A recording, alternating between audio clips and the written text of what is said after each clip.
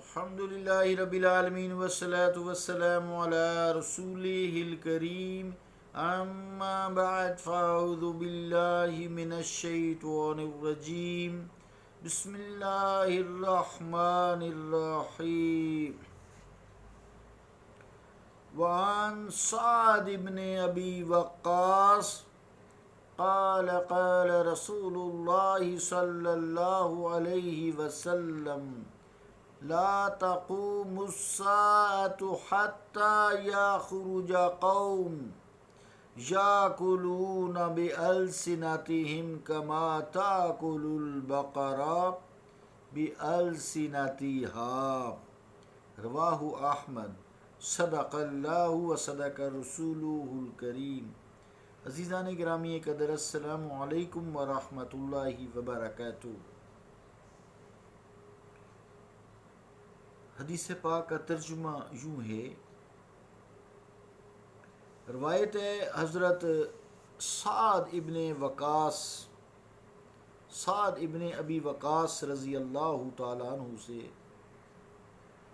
فرماتے ہیں، فرمایا رسول اللہ صلی اللہ علیہ وسلم نے کہ قیامت نہ قائم ہوگی حتیٰ کہ ایسی قوم نکلے گی جو اپنی زبانوں سے اسے کھائیں گے جیسے گائیں اپنی زبانوں سے کھاتی ہیں۔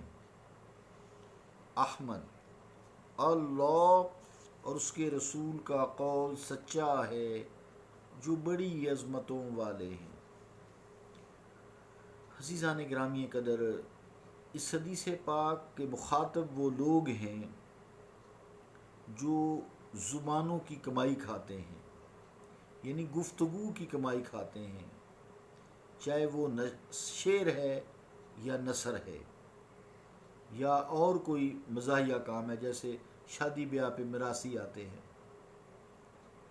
یعنی یہ ان کا ذریعہ معاش ہوگا کہ کسی کی خوشامد کی، جھوٹی تعریف کی یا کسی کی بےعزتی کر کے پیسے کما لیے، سیدھا جھوٹا کہہ دیا، انعام حاصل کر لیا، کسی کے دشمن کی برائی میں نظم کہہ ڈالی، اسے وصول کیا، اس کا پھر جو معاوضہ ہے تو لوگوں کو ہنسایا، دنیا کی طرف لگایا، اللہ تعالیٰ کی یاد سے دور کیا، جیسے یہ گانا بجانے والے، یہ فصیح و بلیغ جھوٹے کلام سنانے والے، پھر چندہ جمع کرنے والے، یعنی صرف زبان کی کمائی کھانے والے، اور ان کا کوئی ذریعہ معاش نہیں ہوتا۔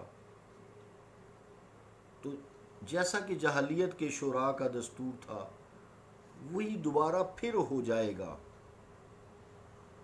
حالات آپ نظر ماریں، ذرا ارد گرد نظر دوڑائیں تو معلوم ہوتا ہے کہ جو بظاہر جنہوں نے دینی لبادہ اوڑھا ہوا ہے، معافی کے ساتھ، ان کا کوئی ذریعہ معاش نہیں ہے۔ کلام سچا ہے، حمد بیان کرنا، نعت بیان کرنا، لیکن ان کا ذریعہ معاش کوئی نہیں ہے سوائے اس کے گھر میں وہ ہارمونیم رکھا ہوتا ہے، اس پہ اپنی سر سیٹ کرتے ہیں اس کمائی کے لیے، زبان کی کمائی کے لیے۔ پھر ایک شعر جہاں پہ لوگوں نے پیسے زیادہ دیے اس کو ہی بار بار پڑھتے جاتے ہیں، پھر نعرے لگواتے ہیں، پھر ایسے کرتے ہیں کہ نعرے لگاؤ تاکہ لوگ بھی جوش میں آئیں، پھر اپنے ہی بندے ان کو اپنی جیب سے پیسے دے کے ویلیں کراتے ہیں تاکہ لوگ ان کو دیکھ کے اور ویلیں کرائیں، یہ بھی اس میں شامل ہے۔ اسی طرح مواعظین جو ہیں، واعظ کرنے والے، ان کا کوئی ذریعہ معاش نہیں ہے، واعظ کرتے ہیں، درس کرتے ہیں، لیکن پیسے کے لیے زبان کی کمائی کھاتے ہیں، چونکہ الفاظ یا واعظ یا نعت یا حمد، کوئی بھی جو چیز ہے، گانا، یہ سب زبان سے ادا ہوتا ہے۔ ہاں البتہ جو بڑے عظیم لوگ ہیں، وہ جیسے نعت خوان ہیں، ان کا کوئی اپنا کاروبار ہے، دکانداری کرتے ہیں، کوئی اور کام کرتے ہیں، کہیں جاب کرتے ہیں، اسی طرح واعظ کرنے والے ہیں، جمعہ پڑھانے والے ہیں، مدرس ہیں، ان کا کوئی کاروبار ہے۔ یہ نہیں ہے کہ اسی کی حرام کی کمائی کما کے تو کاروبار بنا لیا، بنائے ہوئے بھی ہیں لوگوں نے تاکہ اور پیسہ آئے، وہ بھی زبان کی کمائی کا ہی نتیجہ ہے۔ تو ہنر اس لیے سیکھنا چاہیے. تو یہ کام غلط ہے، بس اتنا ہی کہوں گا. اشارتاً کافی ساری باتیں کر دی ہیں. پھر ان کی مثال جو ہے وہ گائے سے دی ہے. بقرہ گائے سے دی ہے کہ گائے جو ہے وہ میدان میں جب چرتی ہے، ہر چیز ہری سوکھی سب وہ زبان چلاتی ہے زمین پر، ایسے زبان پھیرتی ہے، اٹھا کے گلے میں ڈالتی جاتی ہے، بعد میں ہضم کرتی ہے جگالی کر کے. تو وہ کچھ نہیں دیکھتی سامنے کیا آ رہا ہے، یہاں تک کہ کوئی زہریلی چیز جیسے دھودک بوٹی ہوتی ہے، دھودک بوٹی ہوتی ہے کہ یہ گائے کے لیے بڑی زہریلی ہوتی ہے، اس کو بھی وہ کھا جاتی ہے. یعنی جائز ناجائز میں وہ یہ تفریق نہیں کرتی، فرق نہیں کرتی، پھر بیمار ہو جاتی ہے، یہاں تک کہ اس دودک بوٹی سے وہ ہلاک بھی ہو جاتی ہے. یہی حال اس شخص کا ہے جو حرام حلال میں تمیز نہیں کرتا. ان الانسان خلق ہلوعا، کہ بے شک انسان کی جو تخلیق ہلو لالچی کی گئی ہے. ہلو کہتے ہیں عربی میں جو حرام اور حلال میں تمیز ہی نہ کر سکے.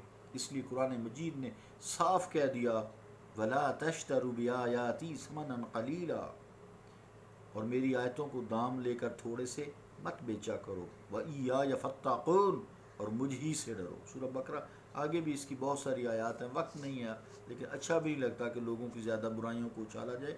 آپ لوگ خود سمجھیں کون لوگ درست ہیں، کس طرح کام کیا ہو رہا ہے.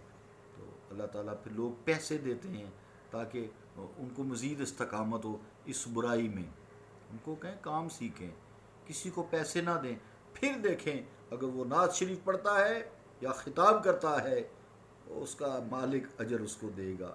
اس کے لیے وَيَرْزُقُ مِنْ حَيْثُ لَا يَحْتَسِبُ، وہ تمہیں وہاں سے روزی دیتا ہے جہاں سے تم گمان بھی نہیں کرتے. روزی اس نے لکھ کے بھیج دی ہے. 120ویں دن ماں کے شکم میں 4 چیزیں لکھی جاتی ہیں، اس میں روزی بھی ہے. اختیار تمہیں دیا ہے، حلال کماؤ یا حرام کماؤ، ملے گا تو نہیں، تمہارا اختیار ہے. اللہ تعالیٰ ملت اسلامیہ پہ فضل کرے. صلی اللہ تعالیٰ علی رسول خیر خلقہ محمد وعلی آلہ وصحابہ اجمعین برحمتک یا رحمن.